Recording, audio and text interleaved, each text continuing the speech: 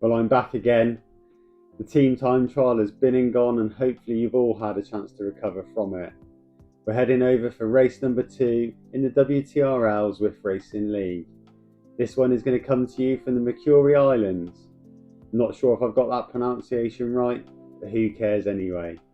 And this one's going to be one lap of the turf and surf course. 24.7 kilometres or 15.3 miles, 198 metres or 650 feet of elevation. This is a relatively flat course, but there are a couple of lumps and bumps in it to point out. There's 2 noticeable climbs and 2 sprint segments available here. The only power up available throughout this course is going to be the Aero boost, so grab yourself 15 seconds of improved aerodynamics, but remember, use that power up wisely. Before I dive into this recon, please do click that like button, click that subscribe button, and let's dive straight in with this recon video. So here we go then, starting this one off. Out the race pens and turn right. That banner won't be there on the day, that's the finish line for later on in this race. As we turn around these bends, we lead in these streets into the town of Neokyo, the new area within Makuri Islands. As you can see from the elevation map now on screen, it's a fairly flat course, 2 sprints and 2 noticeable climbs. But as we move through this segment here, we're just approaching the first sprint of the day, the alley sprint.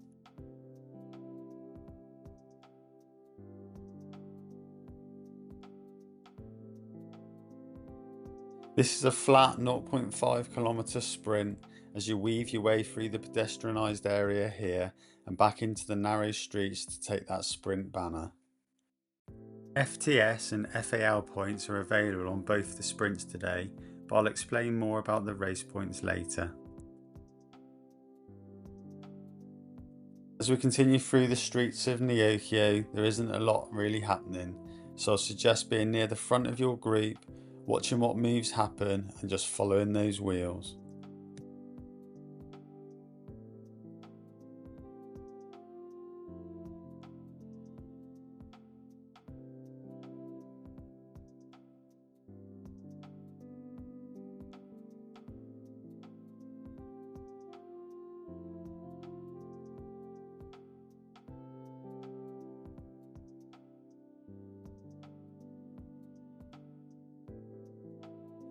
As the elevation on this course is very minimal, I've had a look at the bike choices available to you. In my opinion, the fastest bike to select is going to be the specialised Venge S-Works, and I would pair that with the DT Swiss Arc die-cut disc wheels. They're definitely the fastest wheels available on Zwift at the moment. Other than that, depending on what's in your garage, the Pinarello Dogma F with the same wheel set is going to be very close. The Tron bike is about 6 seconds slower on this course.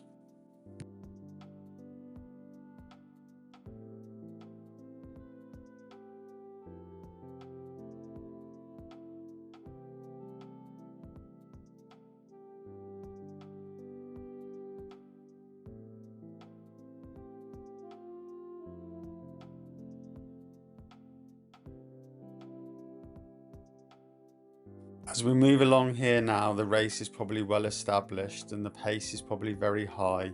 We exit the streets of Neokyo and head out now towards Slot Canyon. As the surface changes to gravel, we move out into the countryside.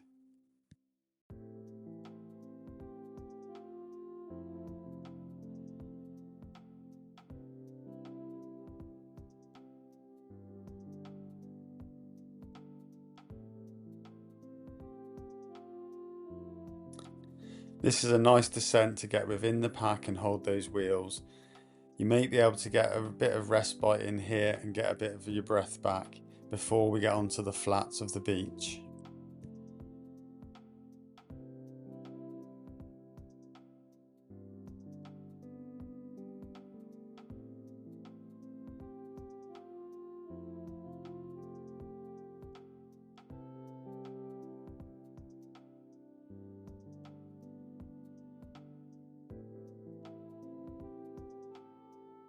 As we have a bit of time on this descent, I thought I'd remind you that today is a points race.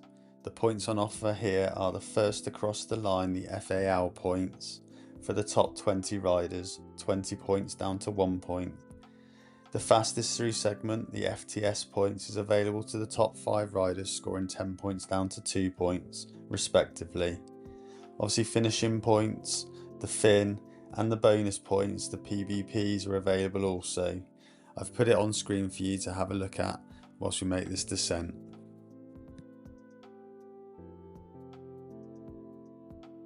So on this race you can earn FAL and FTS points on both sprint segments. That's the Ali Sprint and the Shisa Sprint.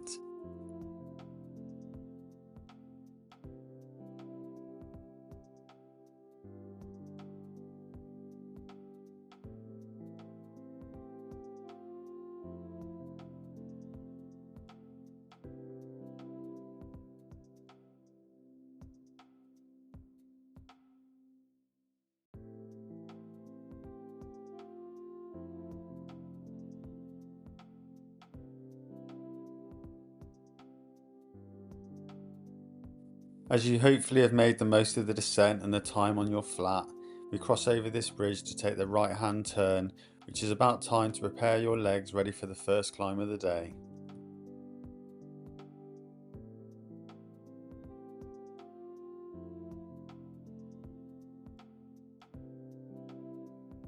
This wooden bridge here is going to be one of note. As we cross over this is where the start of the first climb is going to be, the Festival Harbour climb. It's just over 2 kilometers in length, or 1.26 miles, 54 meters of elevation, or 175 feet, and averages about 2.6%. It's not a massive hill, but it's a hill that could really rip this race apart and make those gaps appear. So stay in those wheels and be prepared for this one as you exit the beach area.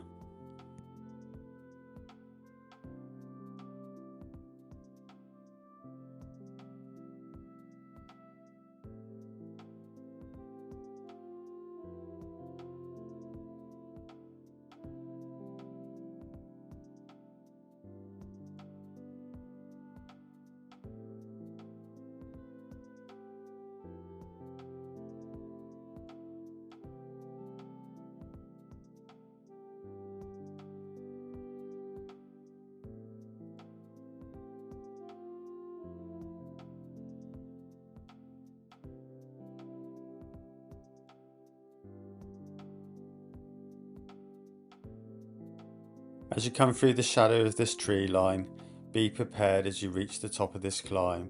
A short left-hand bend into a descent will take us down to the second sprint of the day.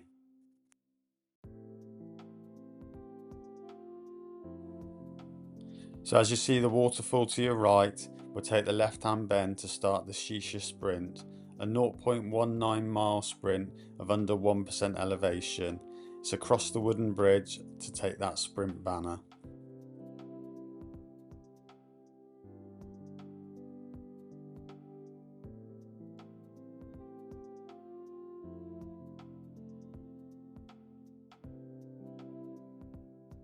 If you've had a sprint through that section, I would keep on those pedals and push on as you descend again now, back in towards the harbour.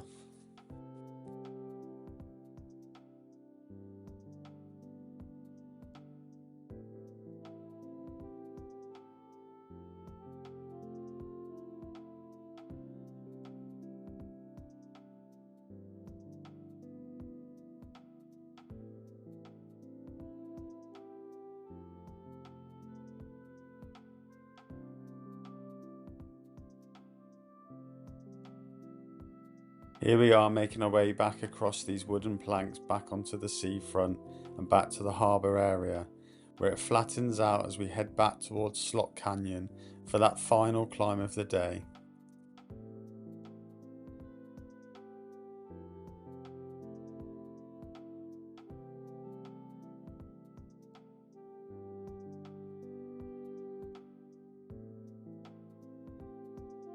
As you start to leave the beach and hit onto the tarmac, there is a short little rise. Nothing too noticeable, and it'll be over before you realised at race pace, but just be mindful of this one.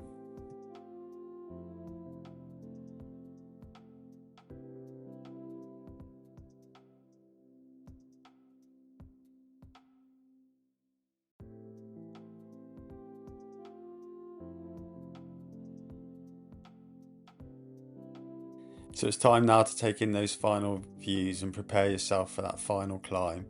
This, in my opinion, is where the race could be won or lost.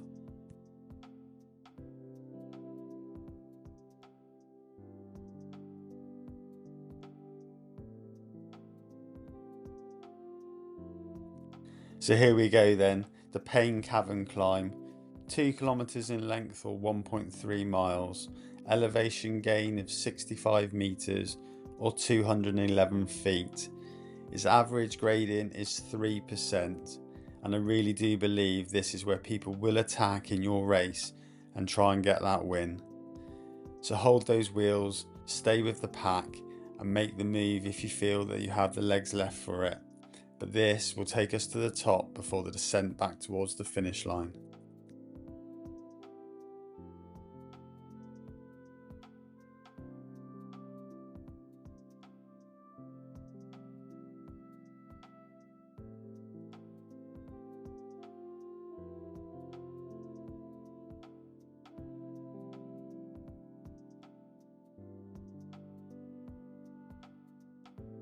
So you're about halfway into this climb now. As you can see from the heads up display, there's a final kick here and pushing us towards the top.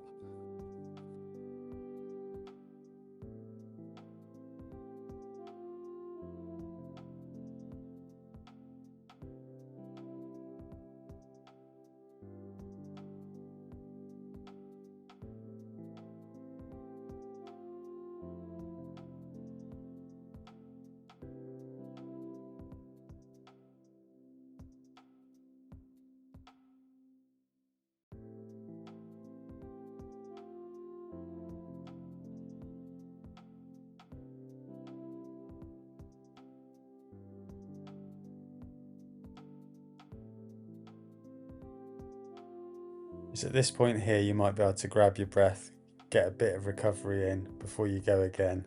Turn right here, another little kick, and as you get to the top of this one, it is going to flatten out, and then you're going to come into the countryside again before you make the move across the bridge into the finish line.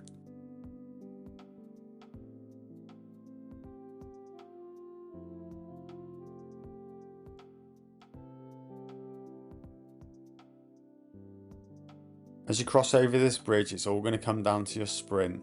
We take the right hand fork in the road here and you can see the sprint banner ahead.